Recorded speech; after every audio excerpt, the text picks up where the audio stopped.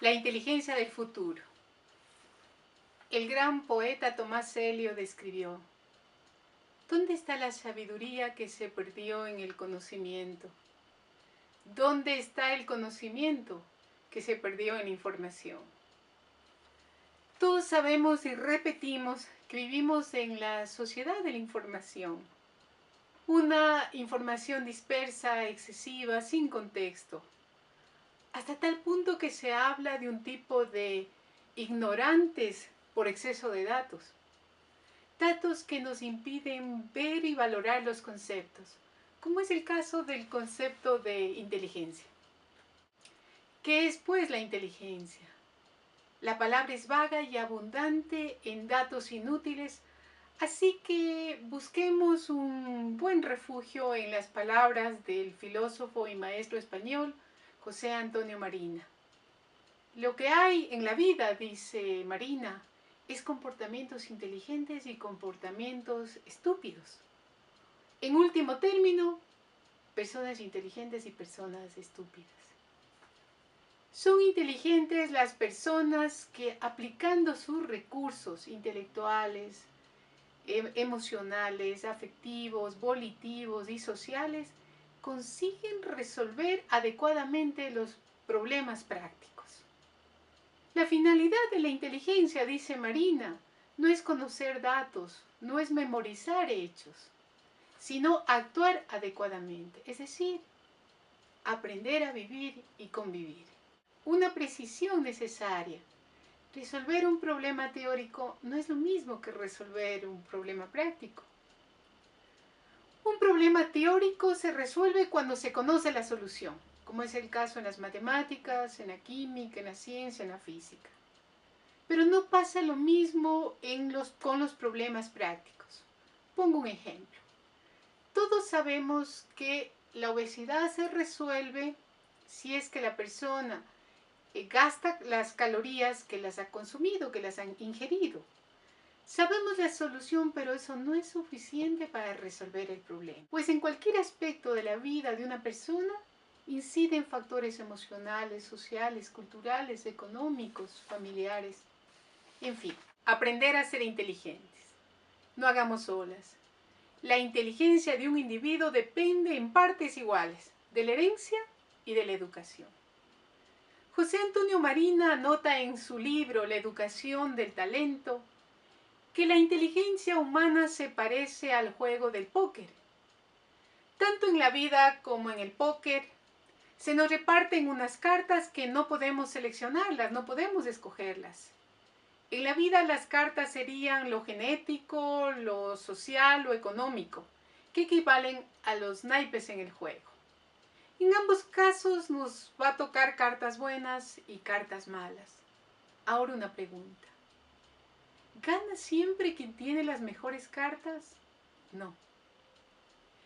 Gana quien juega mejor con las cartas que tiene. Esa es la tarea de la educación. Enseñar a jugar bien, enseñar a utilizar y potencializar esas cartas, aprender a usar la inteligencia. La inteligencia, sin embargo, no es una sola. Hay varias inteligencias que se complementan y que es necesario precisarlas. ¿Qué formas de inteligencia son necesarias para un futuro complejo que pone a nuestra disposición una infinidad de información, de datos, de culturas, de formas de pensar y valorar?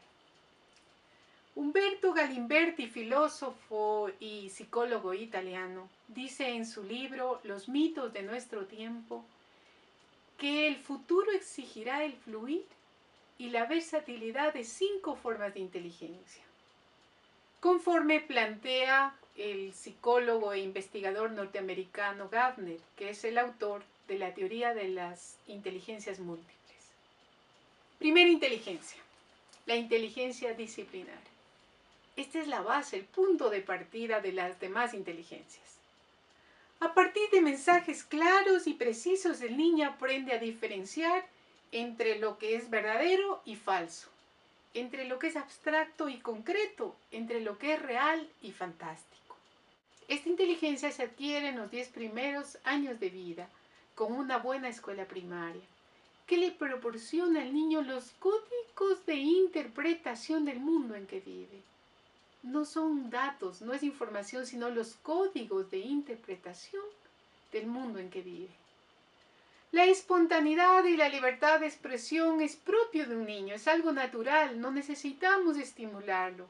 Lo que necesitamos es disciplinar cuántas imágenes y fantasías produce el hemisferio cerebral derecho. Y necesitamos también ejercitar el hemisferio cerebral izquierdo que rige la racionalidad. 2. La inteligencia sintética. Sobre la base de la inteligencia disciplinar, se implanta la inteligencia sintética, capaz de ensamblar informaciones procedentes de diversas fuentes a fin de llegar a una síntesis unitaria. Las frasecitas de la escuela, los resúmenes en la secundaria, donde el niño, el joven pone lo que quiere o lo que se le ocurre, no ayudan a desarrollar la capacidad de síntesis. Hacer un resumen escrito de una página en 5 líneas o de 10 páginas en una página y luego leerlo en voz alta para comprobar la coherencia de los nexos, el sentido unitario, es el mecanismo para desarrollar la capacidad de síntesis. Recordemos, sin síntesis no hay inteligencia, porque no hay comprensión. 3. Inteligencia creativa. Una vez adquirida la inteligencia disciplinar y la capacidad de síntesis, pasamos a ejercitar la inteligencia creativa. No se ejercita la inteligencia creativa si el profesor hace las preguntas solo relacionadas con lo que él ha explicado. Es decir, busca que repita las respuestas obvias o las que ya se espera. Es necesario plantear cuestiones inusuales y no previstas por el contexto cultural del que se parte, con el objetivo de provocar respuestas desconocidas, también invirtiendo los términos en que se ha planteado el problema. La inteligencia creativa no se opone a la inteligencia disciplinar, porque sin disciplina una persona no llega a la creatividad, sino que se queda en ese estado infantil que es el de la espontaneidad. 4. La inteligencia respetuosa. La inteligencia creativa, al acostumbrarse a soluciones inusuales, predispone a la inteligencia respetuosa. La inteligencia respetuosa no se cierra a la diferencia al ser otro. En un mundo globalizado, esta disposición mental es esencial y se forma en el relativismo, tan combatido por ciertas posturas religiosas y fanáticas.